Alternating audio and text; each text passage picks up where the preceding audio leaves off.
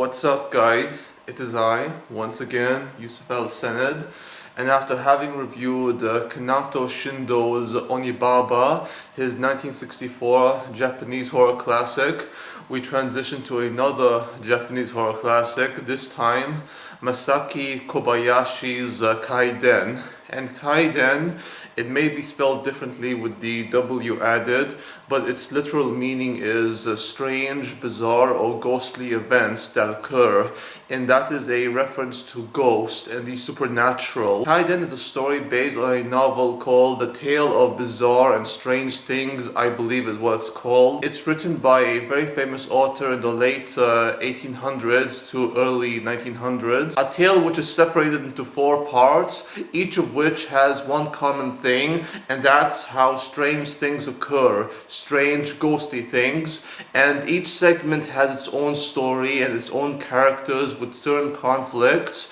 And Masaki Kobayashi tells a very fascinating tale, 4 of these tales, which all have one common thing, and I really find this movie to be fascinating, especially how the stories play out from the early 1500s, I believe, to the 1900s in Japanese history. It's a really interesting tale, and I think you guys will find this story to be worth watching, but here's how the plot of each of these segments go. The first segment of this tale is titled The Black Hair, and the black hair is about this very poor swordsman who divorces his wife so that he may find wealth and the glory in another family by marrying their youngest daughter or their only daughter, and he believes that only through wealth and through marrying this young girl he can achieve status, and that he will need his wife who he divorces. And this act by this very thoughtless, selfish, ungrateful man is something that disgusts me, guys. And they brought this up a lot about how ungrateful and how thoughtless he is. He admits to being wrong himself, and how even his wife, his second wife, the young girl of this wealthy family, she brings up how he is a very thoughtless and ungrateful man, which is exactly what he is. He refers to his second wife as selfish and callous, but I have never seen anyone more selfish than this man. He believes he could make amends with his first wife, who loves him dearly, and despite them having no money, she loves him nonetheless. And he doesn't understand the value of love because of him being very young still, and it's too late to make amends with someone who you left years ago. And that's when the tragedy hits this poor bastard. I'll let you guys find out how his tale ends. The second segment is about the woman in the snow, or the lady in the snow, and the title for this segment is very appropriate because it tells a story of 2 fishermen. They are Monosaku and Minokichi. Minokichi being the young apprentice to Monosaku, and they are fishermen who wander through the forest, which is filled with snow and blizzard, and they find shelter in this small hut or the small cabin. And when the young man Minokichi wakes up to find his master Monosaku has been killed by a spirit of the woods, or a snow woman, who is of course the woman of the snow. The woman of the snow tells Minokichi that the only reason why she spared his life and why he didn't suffer the same fate as his master Monosaku is because she pities him for his youth and how he's still young and handsome and has a bright future. However, she warns Minokichi that if he is to reveal to anyone, including his mother, of what he saw on this night, no matter how many years pass, she'll come back after him and she's gonna kill him. A pledge she hopes that Minokichi will keep, as she sure as hell will. And Minokichi years later finds comfort in a young woman who would soon become his wife, a woman who very much resembles the woman of the snow, and she never seems to age. This woman is Yuki,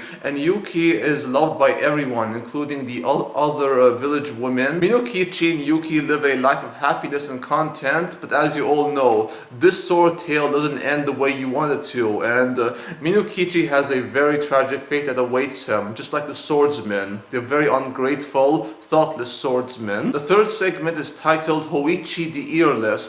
Hoichi the Earless is a tale of a young musician who's also a priest named Hoichi, and he is referred to as a biwa hochi. Biwa hochi is a performer who sings songs and tells tales of a battle fought, that battle being the Genpai battle in the later stages. It's a battle fought between two rival clans, two samurai rival clans, the Genji and the Haki. I think that's how you say it, the Haki. And the Haki were defeated in a battle that took place in the sea, the final battle. And the Haki have fallen to the Genji clan, and they have drowned the sea after the empress, or the lady who was the mother of the infant emperor. She sacrificed herself along with her baby. And the lady tells the last surviving members of the Haki clan that those who are still loyal to the emperor and loyal to her will follow them to their death. A death in the sea filled with blood and sorrow. Naturally, they followed her in death, and the Genji clan have won. 7 long centuries have passed since the final battle of Genpai, and Hoichi the Earless is brought by one of the samurai souls who fought for the Haki clan. Hoichi is asked by the samurai spirit to follow him to a house, or rather a tomb, to perform one of his songs to the infant emperor, the emperor who Hoichi believes to still be alive, but he is misled, as these are very evil spirits which has haunted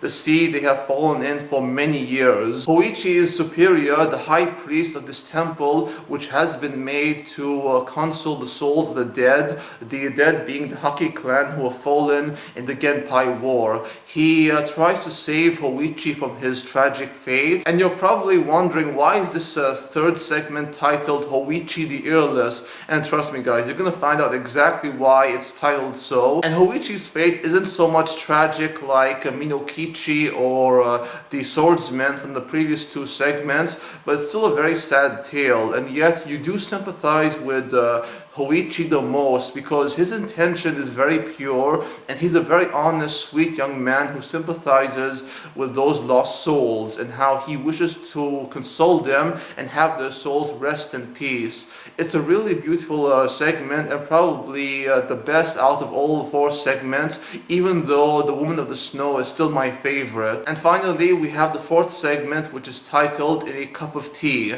A Cup of Tea is the final segment, and it's appropriate it ends this way because it's about a elderly writer who awaits his publisher. The story which the writer hopes to pass on to the publisher is a tale about a samurai swordsman who sought to see images of a man in a cup of tea, hence the title of the segment.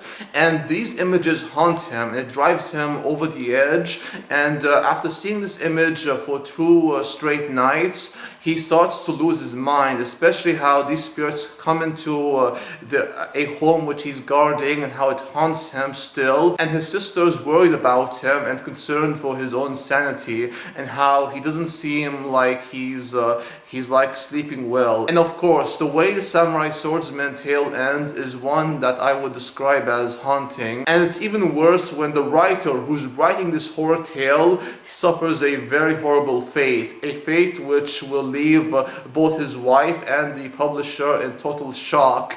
And all these stories have one thing in common, like I mentioned, it's about these strange, bizarre, and ghostly events that happen. And each one of these stories do have elements of the supernatural, which I really do find frightening, especially how very well filmed they were, and how the story is so well told, and how it's very tight, and the pacing is really good for a 3-hour film. It's a very long movie, and The Woman of the Snow is my favorite segment, that's being the second tale of this 4-part tale. I find it to be the most interesting and my favorite because of the fact that it's about a man who breaks his promise, and how he makes a pledge which is just as as important to him as it is to the woman Yuki. Minokichi swore to keep the promise to never reveal what happened on that night. It's a pledge which he and the woman of the snow are supposed to keep, only he betrayed her. He broke her trust, and essentially he broke her heart, because she really did love him, and she bared 3 children with him, 2 little boys and 1 little girl. And so it's just as painful for her as it is for him. It's a really sad tale. I find to be a very compelling one too, yet Hoichi the Earless is still the best segment out of these 4 segments, because of how Hoichi is a very sympathetic character. He's one you do relate to, and he's one that you really feel sorry for. It's really sad to see how Hoichi's tale ends, as I really did care for him and love him. Each of these 4 tales, for that matter, is very sad, yet they are also very powerful. I found each of these 4 chapters by Masaki Kobayashi to be very compelling and to be a truly epic horror anthology. And this movie does maintain that atmosphere and tone which is most prominent in the first movie I reviewed, which is Kanato Shindo's Onibaba. It has that atmosphere and tone which Japanese filmmakers are known for, and how years later Japanese video game developers have taken what those filmmakers have done into making their horror games. I really love this kind of aspect to Japanese horror. It's how it's focused more on atmosphere and tone, not so much the characters or the shock factor like jump scares or that kind of shit. No, it's all about the atmosphere, the setting. They allow you to feel the horror and tension that is to come organically. Now, while Kobayashi-san's Kwaidan isn't the most scary Japanese horror film, or the most scary horror film in general, it's still a really frightening film that has a lot of creepy moments, and it's something I really feel you guys will find interest in, especially in these 4 tales and how different they are. To end this video, I'll simply say that Masaki Kobayashi's Kwaidan